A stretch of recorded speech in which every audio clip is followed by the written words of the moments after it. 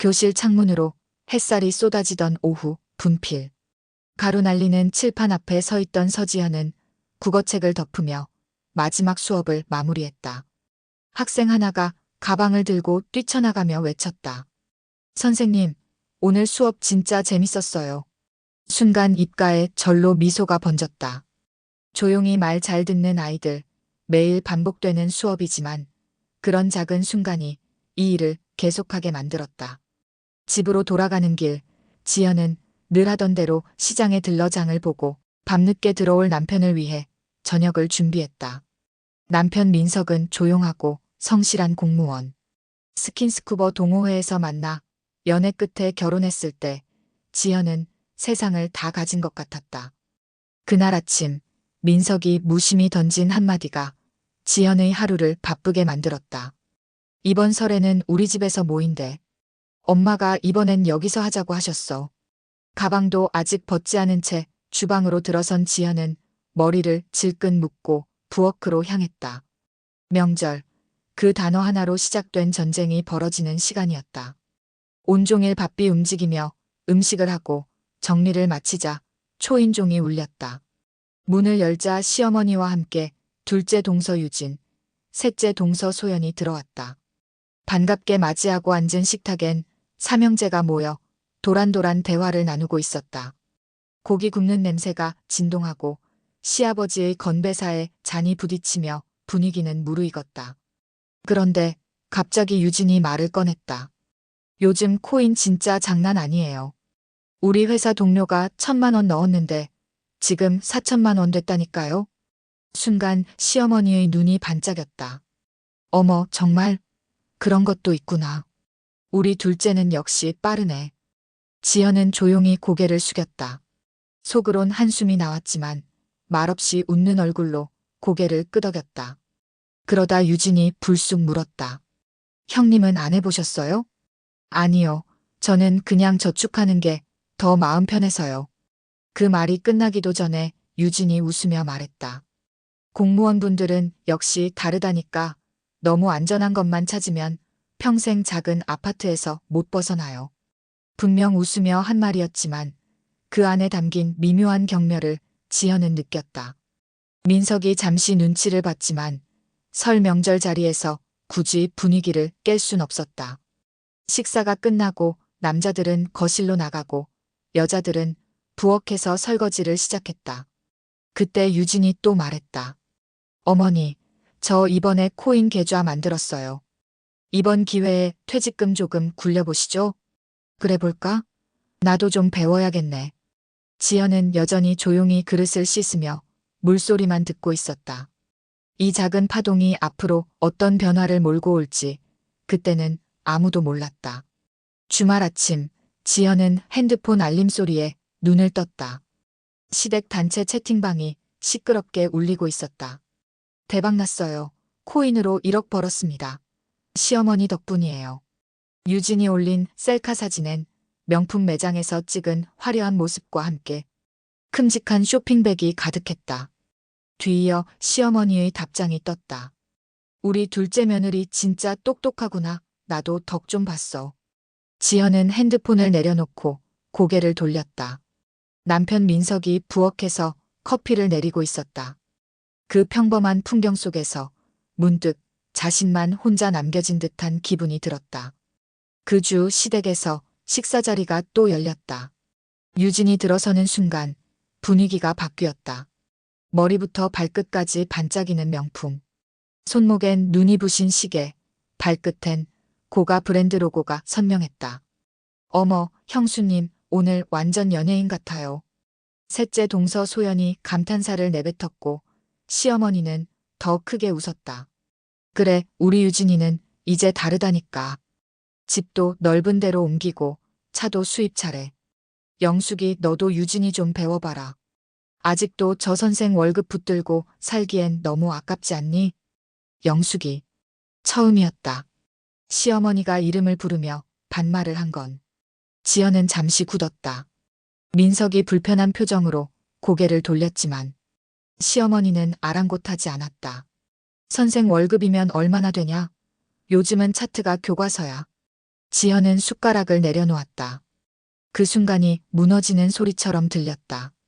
설거지를 하며도 유진의 말은 이어졌다. 형님도 이제 해보세요. 애들 학비도 벌어야죠. 공무원 월급 모아서 언제 집 사시려고요? 지연은 조용히 민석을 바라봤다. 그도 손을 멈추고 고개를 숙였다. 우린 그냥 우리 방식대로 살게. 월급으로도 충분히 행복할 수 있으니까. 민석의 말에 거실은 짧은 침묵에 잠겼다. 하지만 시어머니는 쓴웃음을 지으며 말했다. 그래, 니들 방식대로 살라. 근데 언제쯤 넓은 집에서 살아볼 수 있을지 궁금하구나. 그 말은 마치 못을 박듯 가슴에 콱 박혔다. 지연은 식탁을 정리하다 말고 그대로 화장실로 향했다. 거울 앞에서 한참을 멍하니 서 있었다. 우린 우리 방식대로. 그게 정말 괜찮은 걸까? 속에서 알 수 없는 씁쓸함이 차올랐다. 며칠 후 유진에게 전화가 왔다. 형님, 이번에 저희 집 이사했어요. 강남 쪽 100평대예요. 시간 되면 한번 오세요. 전화를 끊고 나서도 한참 동안 수화기를 들고 있었다. 그녀는 진심이었다. 이제는 자신과는 완전히 다른 세계 사람이 되어 있었다. 현관문이 열리자마자 유진의 화사한 웃음이 번졌다. 형님 오빠, 어서 와요. 집 구경시켜드릴게요. 거실로 들어서는 순간 지연은 말문이 막혔다. 통유리 너머로 한강이 내려다 보였고 벽지며 가구 하나하나에 고급스러움이 묻어났다. 불과 작년까지만 해도 우리랑 별반 다르지 않던 사람이었는데 유진은 기세 좋게 안내했다. 저기는 제 드레스룸, 이쪽은 애들 방이에요. 유학 준비 중이라 공부방도 새로 꾸몄어요. 민준이 커피를 내오고 나자 잠시의 정적이 흘렀다. 그러더니 민준이 입을 열었다. 형수님. 사실 오늘 모신 건 좀 부탁드릴 게 있어서요. 지연은 직감적으로 불쾌함을 느꼈다. 유진이 말을 이어받았다. 형님, 저희 건물 하나 계약하려 하는데 자금이 조금 부족해서요. 공무원이시면 대출이 잘 되잖아요. 3천만 원만 대출 좀 받아주실 수 있을까요? 이자는 저희가 낼게요. 지연은 말이 나오지 않았다.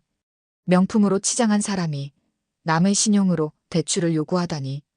민석이 먼저 입을 열었다. 미안하지만 우리도 여유 없어. 집 대출 갚고 있어. 추가 대출은 무리야. 그 순간 유진의 표정이 확 바뀌었다. 눈빛은 싸늘하게 식었고 입꼬리는 비틀렸다. 공무원 신용이면 문제 없잖아요. 형님네는 그냥 푼돈 모으는 게 습관이신가 봐요. 지연의 얼굴이 붉어졌다. 모멸감. 그건 분명한 공격이었다. 그때 현관에서 비밀번호 소리가 났다. 시어머니였다. 어머, 다들 모였네. 분위기 왜 이래? 유진이 재빨리 시어머니에게 설명하자 시어머니의 시선이 곧장 지연을 향했다.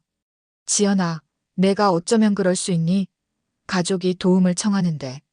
그 정도도 못 도와주는 사람이야? 이름을 불렀지만 존중은 없었다. 그 말에 지연은 마침내 입을 열었다. 어머니, 저희도 사정이 있어요. 남의 신용을 담보로 무리한 투자를 돕는 건 저흰 못하겠어요. 시어머니는 고개를 절레절레 저었다. 답답하다, 답답해. 너무 소심하니까 인생이 그 모양이지. 그 말에 지연은 잠시 숨을 고른 뒤 또렷이 말했다. 그 모양이라도 괜찮아요. 적어도 저흰 빚내서 사치하지 않거든요. 정적이 흘렀다. 유진이 비웃듯 끼어들었다. 형님, 꼭 선생님처럼 훈계하시네요. 후회하지 마세요. 지금 기회를 놓치면 진짜 늦어요. 지연은 조용히 자리에서 일어났다. 그 기회라는 거 나중에 어떻게 변할지 지켜볼게요. 저흰 먼저 가볼게요. 민석도 그녀의 손을 잡고 따라 일어섰다. 뒤에서 시어머니의 한숨과 유진의 비웃음이 들렸지만 지연은 돌아보지 않았다. 집으로 향하는 차 안 말없이 서로의 손만 꼭 잡은 두 사람. 차창 밖 풍경은 스쳐 지나갔지만 가슴속엔 끝내 지워지지 않을 상처가 또렷하게 남아있었다. 아침 뉴스를 보던 지연은 순간 손을 멈췄다. 암호화폐 대폭락, 시장 패닉 비트코인 60% 폭락. 그 밑엔 주가 차트가 수직으로 꺾여 있었다. 숨을 들이쉬며 핸드폰을 들여다봤지만 시댁 단톡방은 며칠째 조용했다. 평소라면 유진의 명품 인증샷, 여행지 셀카가 도배되어 있어야 할 시간인데 저녁 무렵 민석이 퇴근하자마자 말없이 지연에게 핸드폰을 내밀었다. 어머니에게서 온 긴 메시지. 지연아, 민준이가 지금 많이 힘들어. 대출 이자도 못 맞게 생겼다. 집도 경매 들어간대. 지연은 주저앉듯 식탁 의자에 앉았다. 갑작스런 조용함 속에 감춰졌던 진실이 한꺼번에 무너져 내리고 있었다. 며칠 후 초인종이 울렸다. 현관문을 열자 예상치 못한 얼굴들이 서 있었다. 시어머니 유진, 소연. 모두 얼굴이 헬쑥했고 복장은 평소와는 비교도 안 될 만큼 수수했다. 거실에 앉은 세 사람은 말이 없었다. 잠시 침묵이 흐른 뒤 시어머니가 입을 열었다. 지연아, 내가 잘못했어.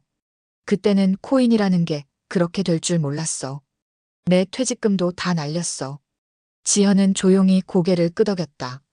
애써 눈을 돌렸지만 시어머니의 손이 떨리고 있었다. 유진도 시선을 떨군 채 입을 열었다. 형님, 죄송해요. 그땐 제가 너무 오만했어요. 지금은 목욕탕 청소하면서 하루 벌어 하루 사는 게 얼마나 힘든지 깨달았어요. 남편도 회사 그만두고 아직 재취업도 못하고 있어요. 소연 역시 말을 보탰다. 전세금도 다 날렸어요.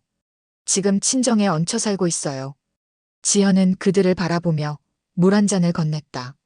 예전 같았으면 가슴이 뻥 뚫렸을지도 모른다. 하지만 막상 눈앞에 초췌한 얼굴들을 보니 마음 한편이 아릿했다. 민석이 조용히 입을 열었다. 어머니, 동서들, 우리가 도와줄 수 있는 부분이 있으면 말해보세요. 그 말에 유진이 눈을 번뜩이며 고개를 들었다. 정말 감사해요, 오빠. 사실 지금 당장 급하게 이자 막아야 할 돈이 있어요. 형님이 공무원이시니까 대출만 조금 받아주시면 돼요. 진짜 마지막이에요. 이번만 도와주시면. 지연은 유진을 바라보았다. 그 눈빛엔 간절함도 있었지만 어딘가 익숙한 뻔뻔함도 스며 있었다. 입을 열려던 찰나 시어머니가 나직이 말했다. 지연아, 이번엔 정말 도와주면 안 될까? 내가 공무원이라 믿을 수 있잖니. 우리가 이번만 기회를 잡으면. 지연은 조용히 입을 닫고 다시 물컵을 들어 올렸다. 그 순간 그녀의 마음속에서 무언가가 딱 하고 꺾였다. 지금이야말로 그동안 꾹꾹 눌러왔던 말들을 꺼낼 시간이 다가오고 있었다. 물컵을 내려놓은 지연은 천천히 거실을 둘러봤다. 고개를 숙인 시어머니, 한쪽에 앉아 애원하듯 바라보는 유진과 소연. 유진 씨, 지연의 목소리는 낮고 단단했다. 그때 기억나요? 저한테 뭐라고 했는지? 유진은 고개를 들지 못했다. 선생 월급으론 평생 작은 집이나 살아야지. 그 푼돈 월급으로 애 유학은커녕 학원비도 못 낸다. 형님은 훈계질만 하니까 더 못 살아 보인다. 지연은 차분히 하지만 또렷하게 말했다. 그때 그런 말들을 들으면서도 난 차마 당신한테 그 돈 오래 못 간다고는 못했어요. 왜냐면 당신이 결국 그 대가를 직접 겪게 될 걸 알았으니까요. 유진의 눈동자가 떨렸다. 형님, 그땐 제가 상황 판단을 잘 못해서. 아니요, 지연은 유진의 말을 잘랐다. 그땐 분명히 의도했어요. 저 무시하고 깎아내렸어요. 시어머니가 조용히 말했다. 지연아, 그만하자. 다 지난 일이야. 우리가 잘못한 거 알아. 지연은 그 말을 듣고 천천히 고개를 돌렸다. 어머니, 제가 시집 와서 어머니 마음에 들고 싶어서 얼마나 애썼는지 아세요? 근데 돈 생기니까 제가 뭘 어떻게 했든 다 잊으셨죠? 제 이름도 부르지 않고 저를 지우고 살았잖아요. 시어머니는 눈을 감았다. 입술이 부르르 떨렸다. 그런데 지금은 또다시 저한테 와서 공무원이니까 믿을 수 있다고요? 지연은 웃음을 지으며 자리에서 일어났다. 표정은 차분했지만 그 안에는 말 못할 분노가 담겨 있었다. 이 상황 참 아이러니하죠. 그때 무시하던 그 월급 덕에 지금 우리가 잘 살고 있다는 거. 지연은 현관을 향해 천천히 걸어갔다. 말없이 따라가는 민서. 문 앞에서 지연은 마지막으로 돌아봤다. 저희는 도와드릴 수 없어요. 그때도 말했죠. 사람답게 산다는 건 돈을 빌리는 게 아니라 지킬 걸 지키며 사는 거라고. 유진이 떨리는 목소리로 말했다. 형님, 애가 학교를 그만둘지도 몰라요, 제발요. 지연은 고개를 저으며 말했다. 미안하지만 그 아이도 언젠간 알게 될 거예요. 진짜 부자는 누구였는지를. 현관문이 닫히는 순간 그 안의 공기까지 싸늘하게 식었다. 하지만 지연의 가슴 안엔 오히려 오래된 먼지 하나가 걷히는 기분이었다. 차에 타자마자 민석이 물었다. 괜찮아? 지연은 오래도록 참아온 웃음을 지으며 대답했다. 응. 나 지금 정말 시원해. 문이 열리고 시어머니가 한 걸음에 들어왔다. 지연은 눈이 살짝 휘둥그레졌다. 그 뒤로 유진과 소연까지 들어서자 집안에 묘한 정적이 흘렀다. 지연아. 시어머니가 말을 잇기도 전에 거실 한복판에 무릎을 꿇었다. 내가 잘못했어. 내 말이 다 맞았어. 그때는 그 몇 푼에 눈이 멀어서 내가 어떤 사람인지도 몰라봤다. 지연은 말없이 그 모습을 바라봤다. 유진도 고개를 푹 숙인 채 입을 열었다. 형님 죄송해요. 그땐 형님이 답답해 보여서. 근데 지금 생각하면 그 답답한 길이 가장 바른 길이었어요. 소연도 따라 말했다. 전세 다 날리고 친정에서 지내요, 형님. 저도 진짜 부끄럽고 죄송해요. 지연은 아무 말 없이 고개를 끄덕였다. 표정은 차분했지만 그 눈빛엔 여전히 냉정한 결기가 남아있었다. 민석이 거실로 들어오자 분위기가 다시 조용해졌다. 시어머니가 입을 떼었다. 사실은 둘째네가 이번 달 이자도 막기 어려워서 혹시라도 대출을 조금만 도와줄 수 있을까 해서. 지연은 한 박자 쉬고 무릎 꿇은 시어머니를 향해 조용히 말했다. 어머니, 지금 무릎 꿇으시는 건 돈 때문이세요? 시어머니가 흠칫했다. 그건 아니고 마음도 그렇고. 지연은 눈을 가늘게 뜨고 말했다. 진짜 마음이셨으면 그 돈 자랑하실 땐 왜 제 이름조차 부르지 않으셨어요? 유진이 고개를 들고 말했다. 형님, 저희가 정말 잘못했어요. 이번만 도와주세요. 아이가 학교를 그만둬야 할지도 몰라요. 지연은 조용히 웃었다. 싸늘하고 단호한 미소였다. 아, 그 아이가요? 그럼 그 아이가 나중에 자라서 우리 부모는 고모 무시하다 거지됐다는 걸 배우겠네요. 나쁘지 않네요. 교훈으로는 아주 강렬하니까요. 유진의 얼굴이 하얗게 질렸다. 소연도 입을 다물었다. 지연은 의자에서 일어나 현관 쪽을 가리켰다. 죄송하지만 어머니, 이 집은 푼돈 월급으로 산 집이라 그런지 이런 부탁까지는 감당 못하겠네요. 시어머니는 자리에서 일어나며 말했다. 지연아, 너 진짜 마음이 그렇게 차가운 애였니? 지연은 고개를 끄덕이며 마지막 한마디를 날렸다. 아니요, 원래는 따뜻했죠. 근데 어머니가 그 따뜻함을 무시한 순간부터 식기 시작했어요. 문이 닫히는 순간 지연은 민석에게 물었다. 나 너무했어? 민석은 고개를 저었다. 아니, 딱 지금까지 참은 만큼만 했어. 지연은 조용히 웃었다. 그래도 진짜 시원하네. 봄바람이 불어오는 오후 현관 앞 우편함에서 지연은 두꺼운 봉투 하나를 꺼냈다. 대학교 합격 통지서. 그 순간 마음이 뭉클해졌다. 그동안 참아온 시간, 흔들리지 않고 쌓아온 믿음이 이 한 장 종이에 담겨 있었다. 민석아. 지연이 부엌으로 달려가 통지서를 내밀자 민석은 두 팔로 그녀를 안아들었다. 우리 해냈어, 지연아. 그날 저녁 세 사람은 집에서 조촐한 파티를 열었다. 지연, 민석, 그리고 준호. 아들은 웃으며 말했다. 엄마, 아빠. 제가 해냈어요. 모두가 기뻐했지만 지연의 마음속에는 조용히 아주 조용히 피어오르는 승리감이 있었다. 며칠 뒤 지연은 시어머니에게 전화를 걸었다. 어머니, 이번 주에 식사 같이 하실래요? 준호 합격했어요.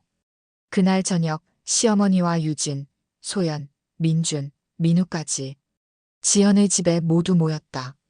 조용한 식탁 위에 놓인 수육과 미역국, 예전처럼 화려하진 않았지만 분위기는 묘하게 달라져 있었다. 우리 준호가 이렇게 잘 커서 대학까지 갔구나. 지연아, 내가 잘 키웠다. 정말 대단하다. 시어머니의 목소리는 진심이 담겨 있었다. 지연은 말없이 고개를 끄덕였다. 유진은 고개를 들지 못하다가 조심스레 말을 꺼냈다. 형님, 저희는 아직 거기서 못 벗어났어요.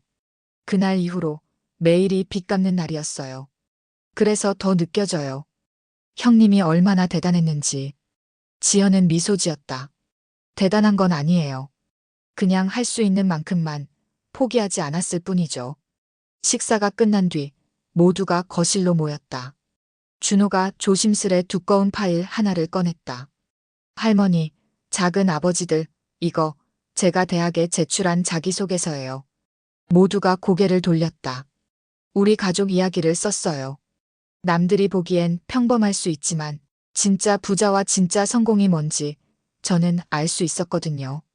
그 순간 방 안은 조용해졌고 시어머니의 눈가에 눈물이 맺혔다. 그때 우리가 했던 말들 다 기억에 남았니? 지연은 조용히 고개를 끄덕였다. 네. 다 남았어요. 하지만 그래서 지금이 더 소중한 거예요. 시어머니가 말했다. 지연아, 내가 우리 집의 중심이었어. 우린 그걸 너무 늦게 알아봤구나. 민석은 조용히 지연의 손을 잡았다. 이제는 다 알잖아. 돈보다 무서운 게 흔들리지 않는 사람이라는 걸.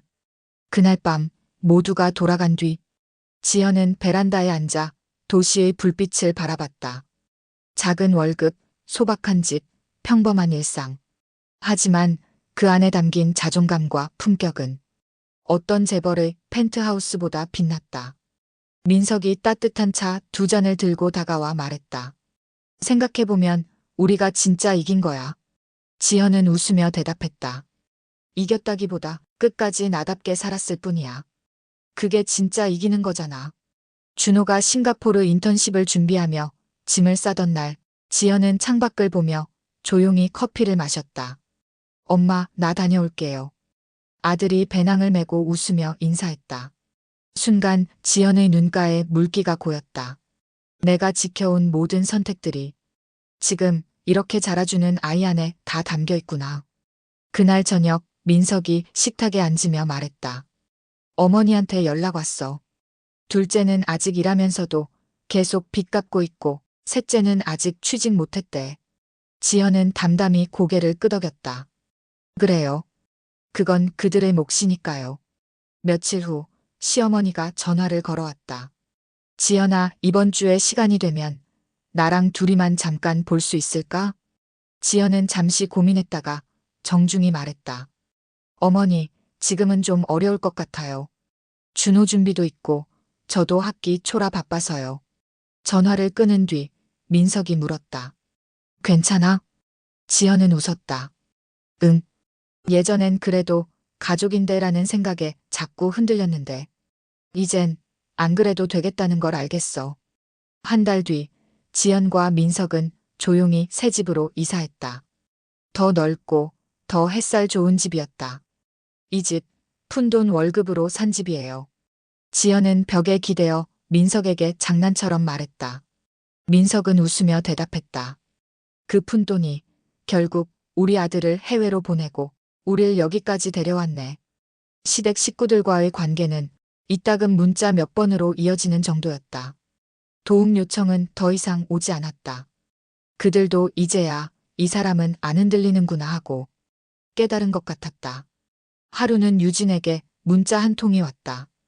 형님, 저 지금도 일하면서 조금씩 갚고 있어요. 저희가 너무 오만했어요. 아직도 생각나요, 형님이 했던 말들. 그땐 듣기 싫었는데 지금은 맞았다는 걸 알아요. 지연은 답장을 보내지 않았다. 그 대신 핸드폰을 내려놓고 베란다에서 노을을 바라봤다. 조용하고 따뜻하고 흔들림 없는 풍경. 그게 그녀가 지켜낸 삶이었다. 민석이 뒤에서 말했다. 당신 복수 안 했는데 이상하게 통쾌하지 않아? 지연은 고개를 끄덕였다. 응. 내가 무너졌으면 후회했을 거야. 근데 지금은 내가 나를 배신하지 않았다는 게 제일 시원해. 거실 벽에 붙은 아들 대학 합격증, 창밖으로 보이는 노을, 그리고 집안 가득 퍼진 평온한 공기. 지연은 오늘도 말없이 단단한 삶을 살아가고 있었다. 그 자체로 충분한 복수, 그리고 진짜 승자의 방식으로